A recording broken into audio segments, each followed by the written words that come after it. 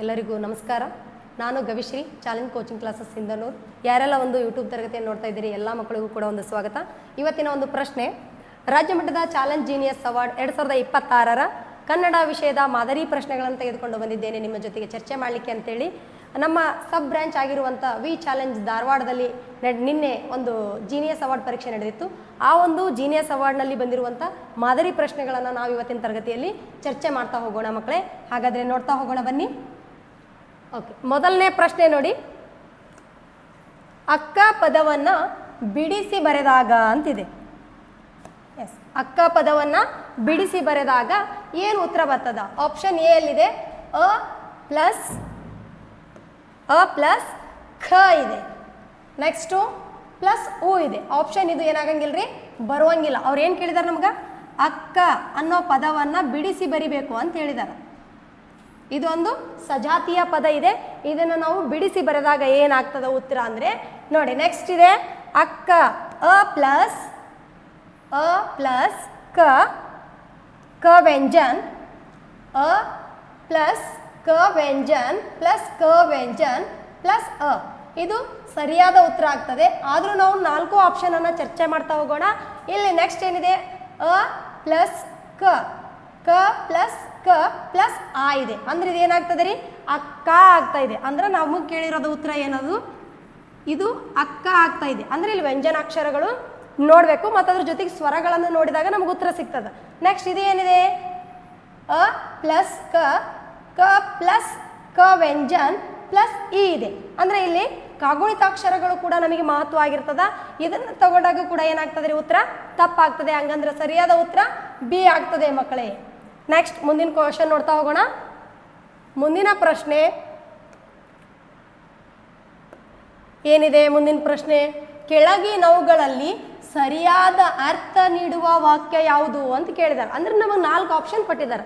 ಅದರಲ್ಲಿ ಅರ್ಥಪೂರ್ಣವಾಗಿರುವಂಥ ಒಂದು ಅಕ್ಷರಗಳ ಒಂದು ಗುಂಪನ್ನು, ವಾಕ್ಯವನ್ನು ನೋಡ್ತಾ ಹೋಗ್ಬೇಕು. ನೋಡ್ರಿ, ಮೊದಲನೇ ಆಯ್ಕೆ ಏನಿದೆ? ಮಗು ಆಟ ಆಡಬೇಕೆಂದು ಹಠ ಮಾಡುತ್ತಿದೆ. ಏನಂತ ಕೇಳಿದ್ದಾರೆ? ಆಪ್ಷನ್ ಎ, ಮಗು ಆಟ ಆಡಬೇಕೆಂದು ಹಠ ಮಾಡುತ್ತಿದೆ ಅಂತ ಕೇಳ್ಯಾರ. ಇದು ಸರಿಯಾದ ಉತ್ತರ ಅಲ್ಲ. ಹಾಗಾದ್ರೆ ಆಪ್ಷನ್ ಬಿ ಅಲ್ಲಿ ಕೊಟ್ಟಿದ್ದಾರೆ, ಮಗು ಆಟ ಆಡಬೇಕೆಂದು ಹಠ ಮಾಡುತ್ತಿದೆ ಅಂತ ಕೊಟ್ಟಿದ್ದಾರೆ. ಅಂದರೆ ಇಲ್ಲಿ ಆಟ ಅಂತ ಕೊಟ್ಟಿದ್ದಾರೆ. ಹಂಗಾಗಿ ಇದು ಕೂಡ ಏನಾಗ್ತದೆ ಮಕ್ಕಳೇ? ಸರಿಯಾದ ವಾಕ್ಯ ಆಗುವುದಿಲ್ಲ. ಹಾಗಾದ್ರೆ ಸಿ ಆಪ್ಷನಲ್ಲಿ ಏನಿದೆ ನೋಡಿ? ಮಗು ಆಟ ಆಡಬೇಕೆಂದು ಹಠ ಮಾಡುತ್ತಿದೆ ಅಂತ ಕೊಟ್ಟಿದ್ದಾರೆ. ಹಾಗಾಗಿ ಇದು ಕೂಡ ಏನಾಗಂಗಿಲ್ಲ ಮಕ್ಕಳೇ, ತಪ್ಪಾಗುತ್ತೆ. ಹಾಗಾದ್ರೆ ನೆಕ್ಸ್ಟ್ ಆಪ್ಷನ್ ಏನಿದೆ? ಮಗು ಆಟ ಆಡಬೇಕೆಂದು ಹಠ ಮಾಡುತ್ತಿದೆ. ಸರಿಯಾದ ಉತ್ತರ ಯಾವುದಾಗುತ್ತೆ? ಆಪ್ಷನ್ನು 4ನಲ್ಲಿರುವಂಥದ್ದು ಸರಿಯಾದ ಉತ್ತರ ಆಗ್ತದೆ. ನೆಕ್ಸ್ಟ್ ಕ್ವಶನು, 3ನೇ ಕ್ವಶನ್ ನೋಡಿ. ಇವುಗಳಲ್ಲಿ ಹ್ರಸ್ವ ಸ್ವರಗಳು ಯಾವುವು ಅಂತ ಕೇಳಿದ್ದಾರೆ. ಹ್ರಸ್ವ ಸ್ವರಗಳು ಅಂದ್ರೆ ಏನು? ಈಗಾಗಲೇ ನಿಮಗೆ ಗೊತ್ತಾಗಿದೆ. ಕನ್ನಡ ವರ್ಣಮಾಲೆಯನ್ನು ಕಂಪ್ಲೀಟಾಗಿ ತಿಳ್ಕೊಂಡಿದ್ದೀರಿ. ಕನ್ನಡ ವರ್ಣಮಾಲೆಯಲ್ಲಿ ಒಟ್ಟು ನಾವು 49 ಅಕ್ಷರಗಳನ್ನು ನೋಡ್ತೀವಿ. ಅದರಲ್ಲಿ ಹ್ರಸ್ವ ಸ್ವರಗಳು, ದೀರ್ಘ ಸ್ವರಗಳು, ಯೋಗವಾಹಗಳು, ವ್ಯಂಜನಗಳು, ಇವುಗಳನ್ನು ಅದರಲ್ಲಿ ವ್ಯಂಜನಗಳಲ್ಲಿ ವರ್ಗೀಯ, ಅವರ್ಗೀಯ ಮತ್ತು ಅನುನಾಸಿಕಗಳಲ್ಲಿ ಮತ್ತು ವರ್ಗೀಯ ವ್ಯಂಜನದಲ್ಲಿ ಮತ್ತು 3 ಭಾಗ ಮಾಡ್ತೀವಿ. ಅಲ್ಪ ಪ್ರಾಣಾಕ್ಷರಗಳು, ಮಹಾಪ್ರಾಣಾಕ್ಷರಗಳು ಮತ್ತು ಅನುನಾಸಿಕಗಳು ಅಂತೇಳಿ. ಇಲ್ಲಿ ಸ್ವರಗಳಲ್ಲಿ ನಾವು ವಿಭಾಗ ಮಾಡ್ತೀವಿ. ಅಂದರೆ ಹ್ರಸ್ವ ಸ್ವರಗಳು ಮತ್ತು ದೀರ್ಘ ಸ್ವರಗಳು ಅಂತ ಮಾಡ್ತೀವಿ. ಅಂದರೆ ಅವ್ರು ಕೇಳಿದಾರೆ ಹ್ರಸ್ವ ಸ್ವರಗಳು ಯಾವ ಸರಿ ಅಂತ ಹೇಳಿದ್ದಾರೆ. ಆಪ್ಷನ್ ನಂಬರ್ ಎ ನೋಡ್ರಿ, ಅ ಅಂದರೆ ಇದು ಏನು? ಹ್ರಸ್ವ ಸ್ವರ. ಆ ಇದು ದೀರ್ಘ ಸ್ವರ. ಇ ಇದು ಹ್ರಸ್ವ ಸ್ವರ. ಈ ಅಂತಿದೆ, ಅದು ಕೂಡ ದೀರ್ಘ ಸ್ವರ ಆಗುತ್ತೆ. ಅಂದರೆ ಇಲ್ಲಿ 1 ಮಾತ್ರೆ ತಗೊಂಡ್ರೆ ಇಲ್ಲಿ 2 ಮಾತ್ರೆ ತಗೊಂಡ್ವಿ. ಆ ಅಂದರೆ ಇದು ಆಪ್ಷನ್ ಬರಂಗಿಲ್ಲ. ಅವ್ರು ಕೇಳಿರೋದು ಕೇವಲ ಹ್ರಸ್ವ ಸ್ವರಗಳು. ಹ್ರಸ್ವ ಸ್ವರಗಳು ಅಂದ್ರೆ ಏನ್ರಿ? 1 ಮಾತ್ರ ಕಾಲಾವಧಿಯಲ್ಲಿ ಉಚ್ಚರಿಸುವಂಥ ಅಕ್ಷರಗಳನ್ನು ನಾವು ಹ್ರಸ್ವ ಸ್ವರಗಳು ಅಂತ ಕರಿತೀವಿ. ಹಾಗಾದ್ರೆ ನೆಕ್ಸ್ಟ್ ಆಪ್ಷನ್ ನೋಡ್ರಿ, ಅ, ಇ, ಉ, ರು, ಎ. ಎಸ್ ಬರುತ್ತೆ. ಆದ್ರೆ ಆಪ್ಷನ್ ಸಿ ನೋಡ್ಕೊಂಡು ಬರೋಣ. ಅ ಮತ್ತೆ ಈ, ಊ, ಎ, ಐ. ಹಾಗಾದರೆ ಇದು ಬರಂಗಿಲ್ಲ. ನೆಕ್ಸ್ಟು ಡೆಲ್ಲಿ ಆಪ್ಷನಲ್ಲಿ ಡಿ ಆಪ್ಷನಲ್ಲಿ ನೋಡಿ ಆ ಅ ಈ ಮತ್ತೆ ಉ ಮತ್ತೆ ಎ. ಹಾಗಾದ್ರೆ ಅವ್ರು ಕೇಳಿರುವಂಥ ಹ್ರಸ್ವ ಸ್ವರಗಳ ಉತ್ತರ ಆಪ್ಷನ್ ಎಲ್ಲಿದೆ? ಬಿ ಆಪ್ಷನಲ್ಲಿದೆ. ಸರಿಯಾದ ಉತ್ತರ ಏನಾಗುತ್ತೆ ಹಾಗಾದರೆ? ಅ ಇ ಉ ರು ಎ ಅನ್ನೋದೇನಿದೆ ಅಲ್ರಿ ಸರಿಯಾದ ಉತ್ತರ ಆಗುತ್ತೆ ಮಕ್ಕಳೇ. ನೆಕ್ಸ್ಟ್ ಮುಂದಿನ ಪ್ರಶ್ನೆಗೆ ಹೋಗೋಣ. ಮುಂದಿನ ಪ್ರಶ್ನೆ ನೋಡಿ, ತುಂಬ ಈಸಿ ಇದೆ. ಶ್ರೇಯಾ ನಮ್ಮ ಊರಿನ ಗೌಡತಿ. ಇಲ್ಲಿ ಹೇಳಿದಾರೆ ಅಡಿಕೆರೆ ಎಳೆದ ಪದವನ್ನು ಪುಲ್ಲಿಂಗಕ್ಕೆ ಬದಲಾಯಿಸಿದಾಗ, ಅಂದ್ರೆ ಇಲ್ಲಿ ಗೌಡತಿ ಅನ್ನೋ ಪದ ಇದೆ, ಇದು ಸ್ತ್ರೀಲಿಂಗ ರೂಪದಲ್ಲಿದೆ. ಆದ್ರೆ ನಾವೇನು ಮಾಡ್ಬೇಕ್ರಿ, ಅದನ್ನು ಪುಲ್ಲಿಂಗ ರೂಪಕ್ಕೆ ಬದಲಾವಣೆ ಮಾಡ್ಕೋಬೇಕು. ಆಗ ಉತ್ತರ ಏನು ಬರುತ್ತಾ ಅಂತ ಕೇಳಿದ್ದಾರೆ. ಹೌದಾ ಅಲ್ರಿ? ಗೌಡತಿ ಅನ್ನೋ ಪದಕ್ಕೆ ಸ್ತ್ರೀಲಿಂಗ ರೂಪ ಇರೋದ್ರಿಂದ ಪುಲ್ಲಿಂಗಕ್ಕೆ ಬದಲಾಯಿಸಬೇಕು. ಆಪ್ಷನ್ ಎ ಇದೆ ಗೌಡ, ಆಪ್ಷನ್ ಬಿ ಇದೆ ಗೌಡತಿಯರು, ಆಪ್ಷನ್ ಸಿ ಇದೆ ಯಜಮಾನರು, ಆಪ್ಷನ್ ಡಿ ಇದೆ ದೊರೆಸಾನಿ ಅಂತಿದೆ. ಸೊ ನಮಗೆ ಇಲ್ಲಿ ಪುಲ್ಲಿಂಗ ಕೇಳಿರೋದ್ರಿಂದ ನಾವು ಸರಿಯಾದ ಉತ್ತರವನ್ನು ಯಾವುದಂತ ಗುರುತಿಸ್ತೀವಿ? ಎಸ್, ಗೌಡ ಅನ್ನೋದೇನಿದೆ ರೀ ಇದರ ಒಂದು ಪುಲ್ಲಿಂಗ ರೂಪ ಆಗುತ್ತೆ. ಗೌಡತಿಯರು ಅನ್ನೋದು ಬಹುವಚನ ಆಗುತ್ತೆ.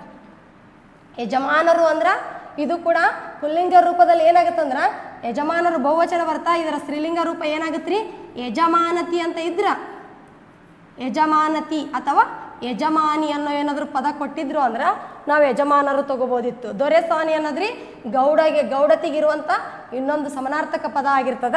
ಸೊ ಹಂಗಾಗಿ ಸರಿಯಾದ ಉತ್ತರ ಗೌಡತಿ ಅನ್ನೋ ಪದಕ್ಕೆ ಗೌಡ ಅನ್ನೋ ಪದ ಏನಾಗುತ್ತೆ ರೀ ಸರಿಯಾದ ಉತ್ತರ ಆಗುತ್ತೆ ಮಕ್ಕಳೇ.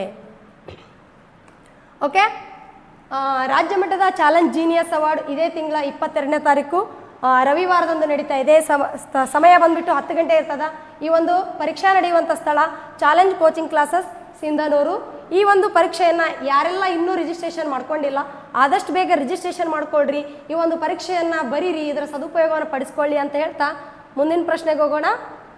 ಮುಂದಿನ ಪ್ರಶ್ನೆ, ಮೂಗಿನ ಸಹಾಯದಿಂದ ನೋಡಿ ಕ್ವಶನ್ ನೋಡ್ಕೊಳ್ರಿ. ಮೂಗಿನ ಸಹಾಯದಿಂದ ಉಚ್ಚರಿಸಲಾಗದ ಅಕ್ಷರ ಅಂತ ಕೇಳಿದ್ದಾರೆ.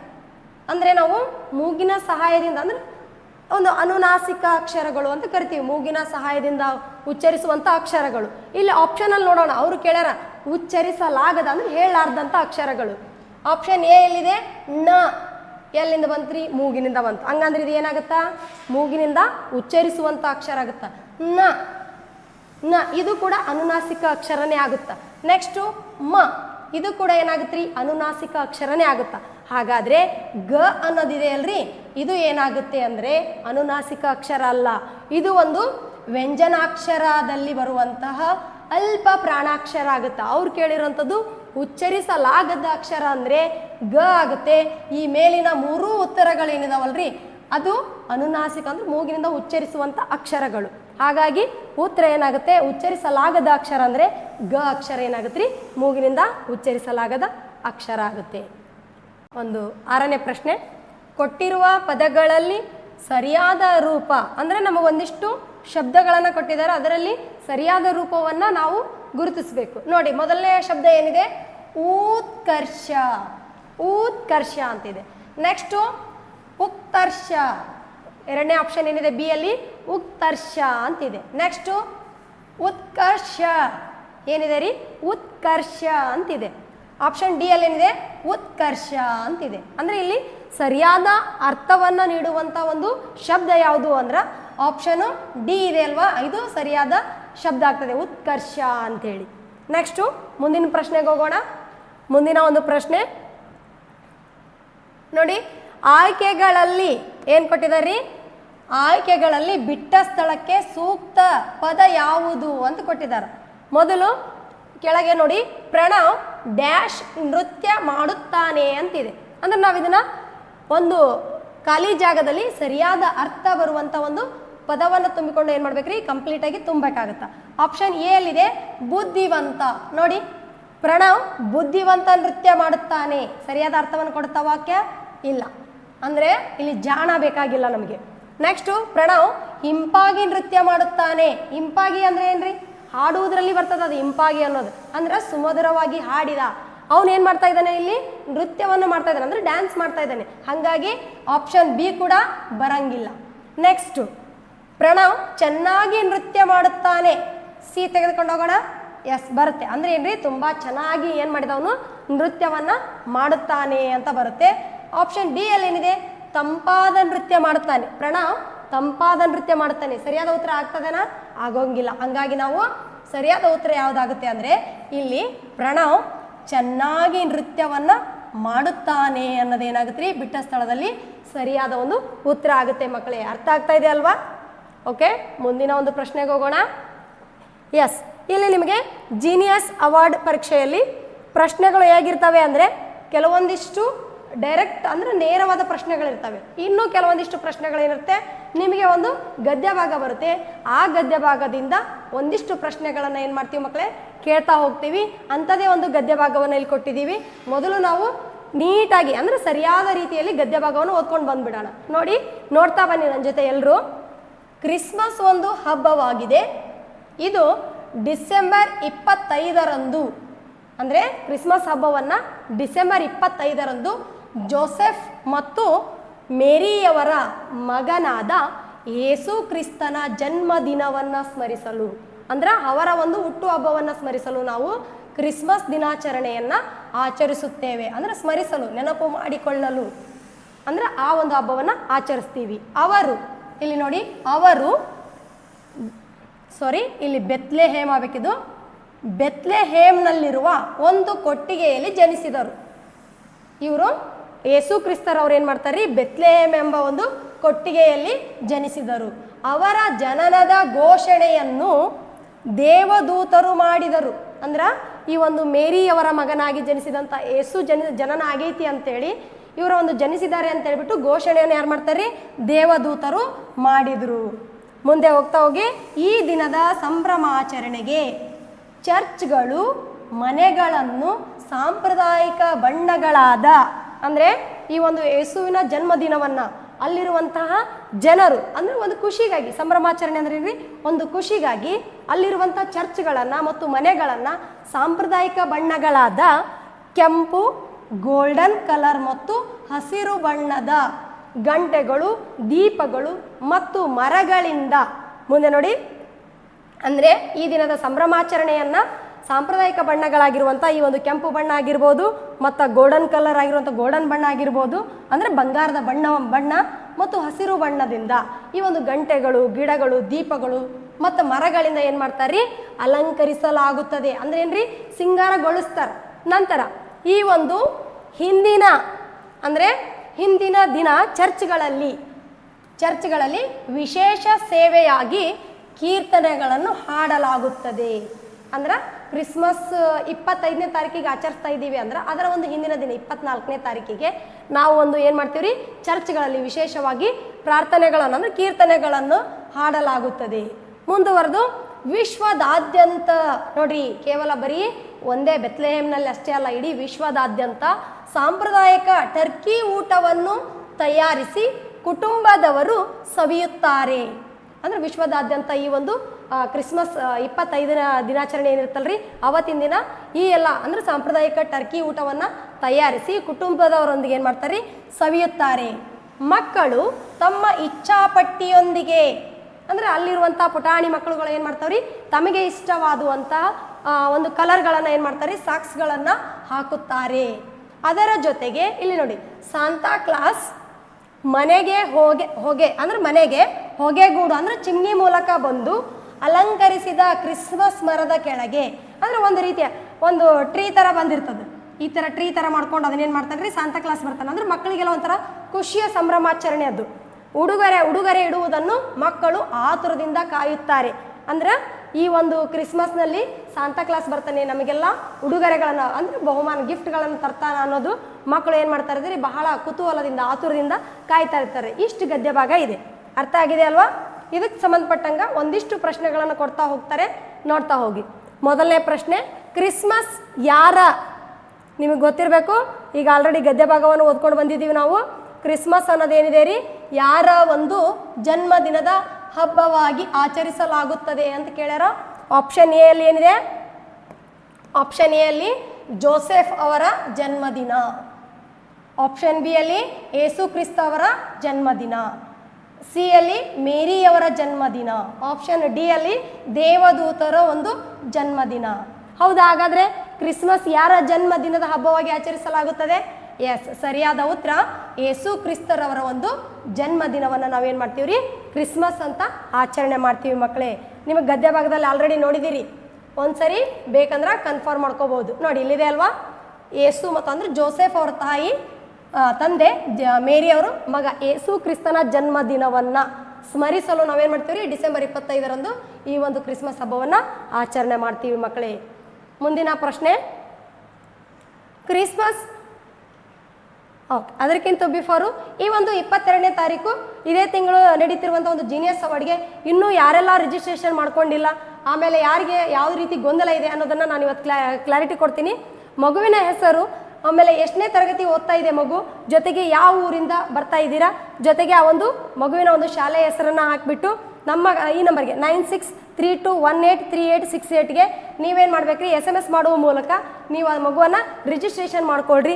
ರಿಜಿಸ್ಟ್ರೇಷನ್ ಮಾಡೋದ್ರ ಜೊತೆಗೆ ಇದ್ರದ್ದು ಅಮೌಂಟ್ ಅಂತ ಹೇಳ್ಬಿಟ್ಟು 200 ರೂಪೀಸ್ ರಿಜಿಸ್ಟ್ರೇಷನ್ ಫೀ ಇರ್ತದ. ಸೊ ಅದನ್ನು ಒಂದು ನಿಮಗೆ ಈ ನಂಬರಿಗೆ ವಾಟ್ಸಪ್ ಮಾಡಿದ್ರಿ ಅಂದ್ರೆ ಮಗುವಿನ ಡೀಟೇಲ್ಸ್ ಇದೇ ನಂಬರ್ಗೆ ಕಾಲ್ ಮಾಡಿ ಅವರು ಎಲ್ಲ ಮಾಹಿತಿಯನ್ನು ನೀಡಿ ನಿಮ್ಗೆ ಏನು ಮಾಡ್ತಾರೆ? ರಿಜಿಸ್ಟ್ರೇಷನ್ ಮಾಡ್ಕೊತಾರ. ಆದಷ್ಟು ಬೇಗ ಪರೀಕ್ಷೆಯನ್ನು ನೋಂದಣಿ ಮಾಡಿಸ್ಕೊಳ್ರಿ, ಇದರ ಒಂದು ಸದುಪಯೋಗ ಪಡಿಸ್ಕೊಳ್ರಿ ಅಂತ ಹೇಳ್ತಾ ಮುಂದಿನ ಒಂದು ಕ್ವಶನ್ಗೆ ಹೋಗ್ತೇನೆ. ಮುಂದಿನ ಪ್ರಶ್ನೆ ಹೀಗಿದೆ, ಯೇಸು ಕ್ರಿಸ್ತನ ಒಂದು ಜನ್ಮಸ್ಥಳ ಯಾವುದು ಅಂತ ಕೇಳಿದ್ದಾರೆ. Option A Vatican, option B Bethlehem, option C Rome, option D Athens ಅಂತ ಇದೆ. ಹಾಗಾದರೆ ನೀವು ಗದ್ಯ ಭಾಗದಲ್ಲಿ ನೋಡಿದಿರಿ, ಯೇಸು ಕ್ರಿಸ್ತರವರು ಎಲ್ಲಿ ಜನಿಸ್ತಾರೆ ಅಂದ್ರೆ ಬೆತ್ಲೆಹೇಮ್ ಅನ್ನೋಲ್ಲಿ ಜನಿಸ್ತಾರೆ. ಇದರ ಒಂದು ಸರಿಯಾದ ಉತ್ತರ ಬಿ ಆಪ್ಷನ್ ಆಗುತ್ತೆ ಮಕ್ಕಳೇ. ಅರ್ಥ ಆಗ್ತಾ ಇದೆ ಅಲ್ವಾ ಕ್ಲಾಸು? ಓಕೆ, ಮುಂದಿನ ಪ್ರಶ್ನೆ, ಯೇಸು ಕ್ರಿಸ್ತನ ಜನನದ ಘೋಷಣೆಯನ್ನು ಯಾರು ಮಾಡಿದರು ಅಂತ ಕೇಳಿದ್ದಾರೆ. ಅಂದರೆ ಯೇಸು ಕ್ರಿಸ್ತ ಹುಟ್ಟಿದ ತಕ್ಷಣ ಈ ಒಂದು ಘೋಷಣೆಯನ್ನು ಯಾರು ಮಾಡ್ತಾರೆ? ಆಪ್ಷನ್ ಎ ಪ್ರಾಣಿಗಳು, ಆಪ್ಷನ್ ಬಿ ಮಕ್ಕಳು, ಆಪ್ಷನ್ ಸಿ ದೇವದೂತರು, ಆಪ್ಷನ್ ಡಿ ಪೋಷಕರು. ಅಂದರೆ ಯೇಸು ಜನಿಸಿದ ಅಂತೇಳಿ ಅವರ ತಂದೆ ತಾಯಿಗಳು ಅಥವಾ ಅವ್ರ ಪೋಷಕರು ಮಾಡಿದ್ರಾ? ಇಲ್ಲ. ಹಾಗಾದರೆ ಪ್ರಾಣಿಗಳು ಮಾಡಿದ್ವಾ? ಇಲ್ಲ. ಹಾಗಾದರೆ ಮಕ್ಕಳು ಹೋಗಿ ಮಾಡಿದ್ರಾ? ಇಲ್ಲ. ಹಾಗಾದರೆ ಯಾರು ಮಾಡಿದ್ರು? ಉತ್ತರ ದೇವದೂತರು. ಎಸ್, ಸರಿಯಾದ ಉತ್ತರ ಏನಾಗುತ್ತೆ ರೀ? ದೇವದೂತರು ಮಾಡಿದ್ರು. ನೋಡಿ ಗದ್ಯ ಭಾಗದಲ್ಲಿ ಒಂದ್ಸರಿ ನೋಡಿ, ಇಲ್ಲಿದೆ ನೋಡಿ, ಇಲ್ಲಿ ಬೆತ್ಲೆಹೇಮ್ನಲ್ಲಿ ಒಂದು ಕೊಟ್ಟಿಗೆಯಲ್ಲಿ ಜನಿಸಿದರು, ಅವರ ಜನನದ ಘೋಷಣೆಯನ್ನು ದೇವದೂತರು ಮಾಡಿದರು. ಅಂದರೆ ಈ ಗದ್ಯ ಭಾಗ ತುಂಬ ಈಸಿಯಾಗಿರ್ತದೆ. ಹೆಂಗಿರ್ತದೆ ಅಂದರೆ ಗದ್ಯ ಭಾಗದಲ್ಲಿನೇ ಏನಿರ್ತಾವ್ರಿ? ಪ್ರಶ್ನೆಗಳಿರ್ತಾವೆ. ಸ್ವಲ್ಪ ನಾವು ಅದನ್ನ ಏನು ಮಾಡ್ಬೇಕ್ರಿ? ಅತ್ಯಂತ ಜಾಗರೂಕರಿಂದ ಈ ಒಂದು ಗದ್ಯ ಭಾಗವನ್ನು ನೀಟಾಗಿ ಓದ್ಕೊಂಡ್ಬಿಟ್ಟು ಅದಕ್ಕೆ ಬರುವಂಥ ಪ್ರಶ್ನೆಗಳನ್ನು ಓದಿದ್ರೆ ತುಂಬ ಈಸಿ ಇರ್ತದ ಮಕ್ಕಳ. ಇಲ್ಲಿವರೆಗೂ ಏನು ಮಾಡಿದ್ರಿ? ಈ ಒಂದು ಜೀನಿಯಸ್ ಅವಾರ್ಡ್ ಪರೀಕ್ಷೆಯಲ್ಲಿ ಬರುವಂಥ ಒಂದು ಮಾದರಿ ಪ್ರಶ್ನೆಗಳನ್ನು ನಾವು ನೋಡ್ತಾ ಹೋಗ್ತಾ ಇದ್ದೀವಿ. ನೆಕ್ಸ್ಟ್ ಮುಂದಿನ ಒಂದು ಪ್ರಶ್ನೆ, ಮಕ್ಕಳು ಏನು ಹಾಕುತ್ತಾರೆ ಅಂತಿದೆ. ನೋಡ್ರಿ, ಮಕ್ಕಳು ಏನು ಹಾಕುತ್ತಾರೆ ಅಂದರೆ ಇಲ್ಲಿ ಸಂತಾ ಕ್ಲಾಸ್ ಬರ್ತಾನ, ಆಮೇಲೆ ಮಕ್ಕಳಿಗೆ ತಮ್ಗೆ ಇಷ್ಟವಾದಂಥ ಏನನ್ನು ಹಾಕ್ತಾರೆ ಅಂತ ಕ್ವಶನ್ ಕೇಳಿದ್ದಾರೆ. ಸಾಕ್ಸ್ಗಳು, ಸಾಂತಾ ಕ್ಲಾಸ್, ಕ್ರಿಸ್ಮಸ್ ಮರ, ದೇವದೂತರು. ಅವ್ರು ಕೇಳಿದ್ದಾರೆ ಏನು ಹಾಕ್ತಾರೆ ಅಂದರೆ ಏನು ಧರಿಸ್ತಾರೆ. ಆಪ್ಷನು ಸಾಕ್ಸ್ಗಳನ್ನು ಅಂದರೆ ಇಚ್ಛಾಪಟ್ಟಿಗಳನ್ನು, ತಮಗೆ ಇಷ್ಟವಾಗುವಂಥ ಬಣ್ಣದ ಸಾಕ್ಸ್ಗಳನ್ನು ಹಾಕಿ ಏನು ಮಾಡ್ತಾರೆ ಮಕ್ಕಳು?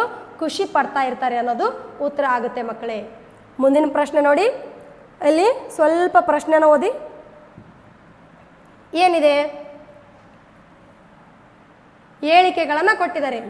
1 ಮತ್ತು 2 ಹೇಳಿಕೆಗಳನ್ನು ಕೊಟ್ಟಿದ್ದಾರೆ. ಓದಿಕೊಂಡು ಕೆಳಗೆ ಉತ್ತರ ನೀಡಲಾಗಿದೆ, ಅವುಗಳನ್ನು ಸರಿಯಾದ ಒಂದನ್ನು ಆಯ್ಕೆ ಮಾಡಬೇಕು ಅಂತ ಹೇಳಿದ್ದಾರೆ. ಹೇಳಿಕೆ 1ರಲ್ಲಿ ಏನಿದೆ ನೋಡಿ, 1ನೇ ಹೇಳಿಕೆಯಲ್ಲಿ ಏನಿದೆ? ಮಕ್ಕಳು ಸಾಕ್ಸ್ ಹಾಕಿ ಸಾಂತಾ ಕ್ಲಾಸ್ನ ಉಡುಗೊರೆಗಳನ್ನು ನಿರೀಕ್ಷಿಸುತ್ತಾರೆ. ಸರಿಯಾಗಿದೆನಾ? ಗದ್ಯ ಭಾಗದಲ್ಲಿ ನೋಡಿದೀವಲ್ಲ ನಾವು, ತಮಗೆ ಇಚ್ಛಾಪಟ್ಟಿಗಳನ್ನು ಹಾಕಿ ಏನು ಮಾಡ್ತಾರೆ? ಸಾಂತಾ ಕ್ಲಾಸ್ ಬರ್ತಾನೆ, ಉಡುಗೊರೆಗಳನ್ನು ನೀಡ್ತಾರ ಅಂತೇಳಿ ಅಂದು ಮಕ್ಕಳು ಆತುರದಿಂದ ಕಾಯ್ತಿರ್ತಾರೆ. ಸರಿಯಾಗಿದೆ. ಹೇಳಿಕೆ 2 ನೋಡಿ, ಸಾಂತಾ ಕ್ಲಾಸ್ ಮನೆಗೆ ಬಾಗಿಲಿನಿಂದ ಪ್ರವೇಶಿಸುತ್ತಾನೆ ಅಂತಿದೆ. ಹೌದಾ? ಬಾಗಿಲಿನಿಂದ ಬರ್ತಾನ ಸಾಂತಾ ಕ್ಲಾಸು? ನೋಡ್ರಿ ಒಂದ್ಸರಿ ಗದ್ಯ ಭಾಗಕ್ಕೆ ಹಿಂದಕ್ಕೆ ಹೋಗಿ ಬರೋಣ. ಗದ್ಯ ಭಾಗ ನೋಡಿ ಸ್ವಲ್ಪ. ಹಾಂ, ಇಲ್ಲಿ ನೋಡಿ ಇದೆ, ಇಲ್ಲಿ ನೋಡಿ, ಮಕ್ಕಳು ತಮ್ಮ ಇಚ್ಛಾಪಟ್ಟಿಯೊಂದಿಗೆ ಸಾಕ್ಸ್ಗಳನ್ನು ಹಾಕುತ್ತಾರೆ. ಸಾಂತಾ ಕ್ಲಾಸ್ ಮನೆಗೆ ಹೊಗೆಗೂಡು ಅಂದ್ರೆ ಚಿಮ್ನಿ ಮೂಲಕ ಬರ್ತಾನೆ ಅಂತಿದೆ. ಹೌದಾ ಅಲ್ವಾ? ಹಾಗಾದರೆ ನಮಗೆ ಕ್ವಶನ್ ಏನು ಕೇಳಿದಾರ ಸೆಕೆಂಡ್ ಆಪ್ಷನಲ್ಲಿ? ಸಾಂತಾ ಕ್ಲಾಸ್ ಮನೆಯ ಬಾಗಿಲ ಮೂಲಕ ಬರ್ತಾನೆ ಅಂತ ಹೇಳಿದ್ದಾರೆ. ಹೌದಾ? ಬಾಗಿಲಿನ ಮೂಲಕ ಬರ್ತಾ ಇದ್ದಾನ? ನೋ. ಹಾಗಾದರೆ ಸಾಂತಾ ಕ್ಲಾಸು ಬಾಗಿಲಿನ ಮೂಲಕ ಬರಂಗಿಲ್ಲ. ಇದು ಏನಾಗಿದೆ ಉತ್ತರ ಅಂದರೆ ಇದು ಸರಿಯಾಗಿದೆ. ಈ ಉತ್ತರ ಏನಾಗಿದೆ ರೀ? ತಪ್ಪಾಗಿದೆ. ಹಾಗಾದ್ರೆ ಇಷ್ಟಕ್ಕೆ ಮುಗಿತಾ? ಇಲ್ಲ. ಹಾಗಾದ್ರೆ ಮುಂದೆ ನೋಡಿ, ಇಲ್ಲಿ ಆಪ್ಷನ್ ಕೊಡ್ತಾರೆ ನಮಗೆ. ಆಪ್ಷನ್ ಏನಲ್ಲಿ ಕೊಟ್ಟಿದ್ದಾರೆ? ಆಪ್ಷನ್ 1 ಸರಿ ಆದರೆ 2 ತಪ್ಪು ಅಂತಿದೆ. ಹೌದಾ ಅಲ್ವಾ? ಆಪ್ಷನ್ ಎಲ್ಲಿ ಏನಿದೆ? ಸರಿ ಇದೆ ಉತ್ತರ, ಅಂದರೆ ನಿರೀಕ್ಷಿಸ್ತಾರೆ ಮಕ್ಕಳೆಲ್ಲ. ಬಟ್ ಬಿ ಅಲ್ಲಿ ಏನಾಗಿದೆ? ಮನೆಗೆ ಅಂದರೆ ಮನೆ ಬಾಗಿಲು ಮೂಲಕ ಬರೋಂಗಿಲ್ಲ, ಉತ್ತರ ತಪ್ಪಾಗಿದೆ. ಹಾಗಾದ್ರೆ ಸರಿಯಾದ ಉತ್ತರ ಎ ಆಗುತ್ತಾ? ಬಿ ಯಾಕಾಗಂಗಿಲ್ಲ ನೋಡ್ರಿ, 1 ತಪ್ಪು ಅಂತ ಕೊಟ್ಟಿದ್ದಾರೆ. ತಪ್ಪುನಾ? ಸಾಂತಾ ಕ್ಲಾಸ್ ಬರ್ತಾನಂತ ಎಲ್ಲ ಮಕ್ಕಳು ಉಡುಗೊರೆಗಾಗಿ ಕಾಯ್ತಾ ಇರ್ತಾರಲ್ವಾ, ಹಾಗಾಗಿ ಇದು ಬರಂಗಿಲ್ಲ. 2 ಸರಿ ಅಂತ ಹೇಳ್ಯಾರ.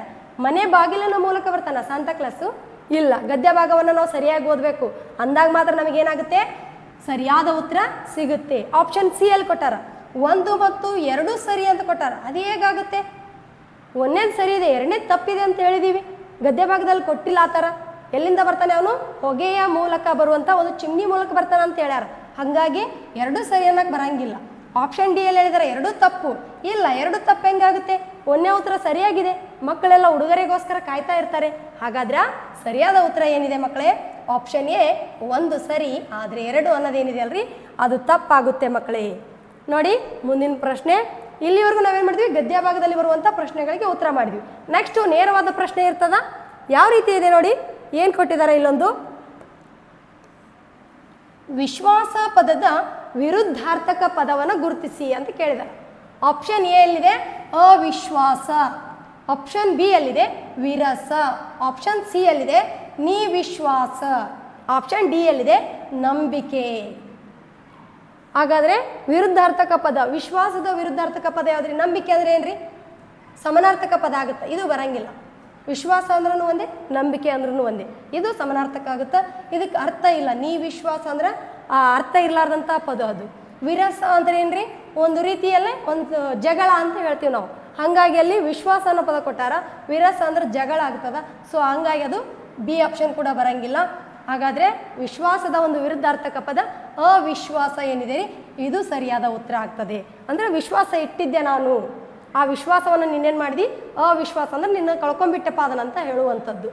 ನೆಕ್ಸ್ಟು ಮುಂದಿನ ಒಂದು ಪ್ರಶ್ನೆಗೆ ಹೋಗೋಣ. ಎಸ್, ಇಲ್ಲಿ ನೋಡಿ ಒಂದು ನುಡಿಗಟ್ಟು ಕೊಟ್ಟಿದ್ದಾರೆ. ಏನು ನುಡಿಗಟ್ಟು ಕೊಟ್ಟಿದ್ದಾರೆ? ಕಡಿವಾಣ ಹಾಕು. ಅಂದರೆ ಕಡಿವಾಣ ಹಾಕು, ಈ ನುಡಿಗಟ್ಟಿನ ಅರ್ಥ ಏನು ಅಂತ ಕೇಳಿದ್ದಾರೆ. ಆಪ್ಷನ್ ಎ ಕೇಳಿದರೆ ಓಡಿ ಹೋಗು, ಆಪ್ಷನ್ ಬಿ ಹತೋಟಿಯಲ್ಲಿಡು, ಆಪ್ಷನ್ ಸಿ ಮೋಸ ಮಾಡು, ಆಪ್ಷನ್ ಡಿ ಮುಕ್ತಿ ಕೊಡು ಅಂತಿದೆ. ಹಾಗಾದರೆ ಕಡಿವಾಣ ಹಾಕು ಅಂದರೆ ಏನು? ಕಡಿವಾಣ ಹಾಕು ಅಂದರೆ ಉದಾಹರಣೆಗೆ ಯಾವುದೋ ಒಂದು ಕೆಲಸ ಮಾಡ್ತಾ ಇದ್ದೀವಿ, ಆ ಕೆಲಸವನ್ನು ನೀವು ಮಾಡಬೇಡ ಮಾಡಬೇಡ ಅಂತ ಪದೇ ಪದೇ ಎಚ್ಚರಿಸ್ತಾ ಇರ್ತಾರೆ. ಅಂದರೆ ಅದನ್ನು ನಾವು ಏನು ಮಾಡ್ತೀವಿ? ಹತೋಟಿಯಲ್ಲಿ ಇಡ್ತೀವಿ ಅಂತ. ಅಂದ್ರೆ ಮಾಡಬೇಡ ಅನ್ನೋದು ಏನಾಗ್ತದೆ ರೀ? ಕಡಿವಾಣ ಹಾಕುವಂಥದ್ದು. ಬೇಡ ಬೇಡ ಅಂತೇಳಿ ಹಿಡಿದಿಟ್ಟುಕೊಳ್ಳುವಂಥದ್ದು. ಹಾಗಾದರೆ ಈ ಪದ ಏನಾಗ್ತದೆ ರೀ? ಸರಿಯಾದ ಉತ್ತರ ಹತೋಟಿಯಲ್ಲಿಡು ಅಂತಿದೆ. ಓಡಿ ಹೋಗು ಅನ್ನೋದು ಏನಿದೆ ಅಲ್ರಿ, ಇದಕ್ಕೆ ನಾವು ನುಡಿಗಟ್ಟಿನ ಅರ್ಥ ಕೊಡುವಂತಾಗ ಕಂಬಿ ಕೀಳು ಅಂತ ಕೊಡ್ಬೋದು. ನೋಡಿ ಯಾಕೆ ಹೇಳ್ತಾ ಇದ್ದೀನಿ ಅಂದ್ರೆ, ಈ ಒಂದು ನುಡಿಗಟ್ಟಿನ ಅರ್ಥ ಇಂಥವೇನಾದರೂ ನೆಕ್ಸ್ಟ್ ಓಡಿ ಹೋಗು ಈ ಥರದ್ದು ಪದ ಬಂದಾಗ ಸ್ವಲ್ಪ ನಿಮಗೆ ಐಡಿಯಾ ಇರಲಿ ಅಂತೇಳಿ ಕಂಬಿ ಕೀಳು ಅಂತ. ಒಂದು ವೇಳೆ ಮೋಸ ಮಾಡು ಅಂದ್ರೆ ಏನ್ರಿ? ಟೋಪಿ ಹಾಕು ಅಂತ ಬರ್ತಾವೆ. ಟೋಪಿ ಹಾಕು. ಮುಕ್ತಿ ಕೊಡು ಅಂದ್ರೆ ತಿಲಾಂಜಲಿ ಇಟ್ಬಿಡು, ತಿಲಾಂಜಲಿ ಅಂತ ಹೇಳ್ತೀವಿ ನಾವು, ತಿಲಾಂಜಲಿ ಅಂತ ಕರಿತೀವಿ. ಇವೆಲ್ಲ ಏನ್ರಿ? ನುಡಿಗಟ್ಟುಗಳಾಗ್ತವೆ. ಆದರೆ ಇಲ್ಲಿ ಕಡಿವಾಣ ಹಾಕು ಅನ್ನೋ ಪದಕ್ಕೆ ಅರ್ಥ ಹತೋಟಿಯಲ್ಲಿಡು ಅನ್ನೋದು ಏನಾಗ್ತದೆ ರೀ? ಸಮಾನ ಒಂದು ಅರ್ಥವನ್ನು ಕೊಡುತ್ತೆ. ನೆಕ್ಸ್ಟು ಇಲ್ಲಿ ನೋಡಿ ಒಂದು ಒಗಟು ಇದೆ. ನಿಮಗೆ ಒಗಟು ಅಂದರೆ ತುಂಬ ಇಷ್ಟ ಮಕ್ಕಳೇ. ಆಲ್ಮೋಸ್ಟ್ ನಿಮ್ಮ 2ನೇ ತರಗತಿಯಲ್ಲಿ 3ನೇ ತರಗತಿಯಲ್ಲಿ ತುಂಬ ಒಗಟುಗಳನ್ನು ಬಿಡಿಸಿರ್ತೀರಿ. ಅದೇ ರೀತಿ ಇಲ್ಲಿ ಒಂದು ಒಗಟಿದೆ. ಅಜ್ಜಿಯ ಸೀರೆ ಮಡ್ಚೋಕೆ ಆಗಲ್ಲ, ಅಜ್ಜನ ರೊಕ್ಕ ಎಣಸೋಕ್ಕಾಗಲ್ಲ. ನಾವೆಲ್ಲ ಕೇಳ್ತಾ ಇದ್ದೀವಿ. ಇದು ಒಂದು ಅತ್ಯಂತ ಎಲ್ಲರಿಗೂ ಚಿರಪರಿಚಿತ ಅಂತ ಒಗಟು. ಅಜ್ಜಿಯ ಸೀರೆ ಅಂದರೆ ಯಾವುದು ಹೋಲಿಕೆ ಮಾಡ್ತೀವಿ ನಾವು? ಆಪ್ಷನ್ ಎ ನೋಡ್ಕೊತ ಹೋಗೋಣ. ಮೋಡ ಮತ್ತು ಮಳೆ ಇದೆ, ಆಕಾಶ ಮತ್ತು ನಕ್ಷತ್ರ ಇದೆ, ಆಕಾಶ ಮತ್ತು ಭೂಮಿ ಇದೆ, ಮಸೂದೆ ಮತ್ತು ಆಕಾಶ ಇದೆ. ಹಾಗಾದರೆ ಇಲ್ಲಿ ಅಜ್ಜಿಯ ಸೀರೆಯನ್ನು ನಾವು ಯಾವುದು ಹೋಲಿಕೆ ಮಾಡಬೇಕು? ಅಜ್ಜಿ ಅಥವಾ ಅಮ್ಮ ಅಂತ ಕರಿತೀವಿ. ಆ ಒಂದು ಸೀರೆ ಅಂದರೆ ಆಕಾಶ. ಆಕಾಶ ಅಂತ ಏನಿದೆ ಅಲ್ರಿ ಅದು ಆಕಾಶ. ಅಜ್ಜನ ರೊಕ್ಕ ಅಂದ್ರೆ ದುಡ್ಡು ಅಂತ ಹೇಳ್ತೀವಿ ನಾವು. ದುಡ್ಡು ಅಂದ್ರೆ ಯಾವುದು ಹೋಲಿಕೆ ಮಾಡ್ತೀವಿ ನಾವು? ನಕ್ಷತ್ರಗಳು. ನೋಡ್ರಿ, ಈ ಒಂದು ಆಕಾಶವನ್ನು ನಾವು ಮಡಚಲಿಕ್ಕೆ ಆಗಂಗಿಲ್ಲ. ಆಕಾಶದಲ್ಲಿರುವಂಥ ನಕ್ಷತ್ರಗಳನ್ನ ನಾವು ಕೌಂಟ್ ಮಾಡೋಕ್ಕಾಗಂಗಿಲ್ಲ. ಅನ್ಕೌಂಟೇಬಲ್ ಇರ್ತಾವೆ, ಅಂದರೆ ಎಣಿಸಲಿಕ್ಕೆ ಆಗುವಂಗಿಲ್ಲ. ಆ ಒಂದು ಗಾದೆ ಮಾತು ಏನಾಗುತ್ತೆ ರೀ? ಆಕಾಶ ಮತ್ತು ನಕ್ಷತ್ರ ಆಗ್ತದ ಮಕ್ಕಳೇ ಸರಿಯಾದ ಒಂದು ಉತ್ತರ. ಓಕೆ, ಇಲ್ಲಿವರೆಗೂ ನಾನು ಹೇಳಿರುವಂಥ ಪ್ರಶ್ನೆಗಳು ನಿಮಗೆ ಅರ್ಥ ಆಗಿದೆ ಅಂತ ಭಾವಿಸ್ತಾ, ಯಾರೆಲ್ಲ ಇವತ್ತಿನ ತರಗತಿಯಲ್ಲಿ ನೋಡಿದ್ದೀರಾ, ನಿಮಗೇನಾದರೂ ಡೌಟ್ಸ್ಗಳಿದ್ದರೆ ಅಥವಾ ಪ್ರಶ್ನೆಗಳ ಬಗ್ಗೆ ಏನಾದರೂ ನಿಮಗೆ ಗೊಂದಲ ಇದ್ದರೆ ಕೆಳಗೆ ಕಾಣುವಂಥ ಒಂದು ನಮ್ಮ ಯೂಟ್ಯೂಬ್ ಪೇಜ್ ಆಗಿರ್ಬೋದು, ಇನ್ಸ್ಟಾಗ್ರಾಮ್ ಪೇಜ್ ಆಗಿರ್ಬೋದು, ಫೇಸ್ಬುಕ್ ಪೇಜಲ್ಲಿ ಕಮೆಂಟ್ ಹಾಕೋ ಮೂಲಕ ತಿಳಿಸಿ ಮಕ್ಕಳೇ. ಹೆಚ್ಚಿನ ಮಾಹಿತಿಗಾಗಿ ಇನ್ನೊಂದಿಷ್ಟು ವಿಡಿಯೋಗಳು ನಿಮಗೆ ಬರ್ತಾ ಹೋಗ್ತವೆ. Thank you.